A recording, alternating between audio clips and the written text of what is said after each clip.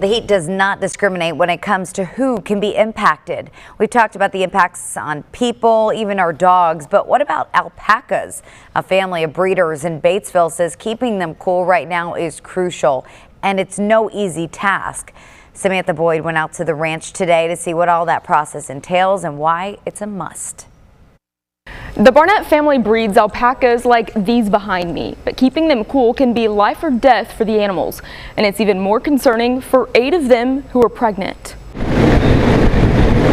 Their fiber is what we call their fur, is warmer than wool, so it's like them wearing a wool coat in the middle of summer. Alpacas are certainly in the smaller population of animals that you'll find here in Arkansas, but for John and Karen Barnett in Batesville, all 16 of theirs are their life, especially in the summer heat. So they overheat very easily. And for 8 of them, heat stress could have another consequence. They'll go in and live early. They gestation period 11.5 months, and so if they go in 10.5, we won't be able to save the baby. So they work around the clock to prevent exhaustion, heat strokes, and stress, and all the consequences that could come as a result. Through keeping cool water out for them at all times, to hosing them off every 2 hours, which I learned is their favorite time of day.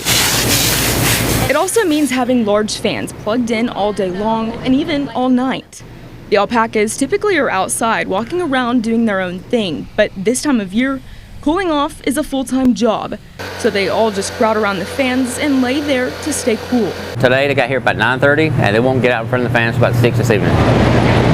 Those big fans are helpful, but during our interview, the unthinkable happened.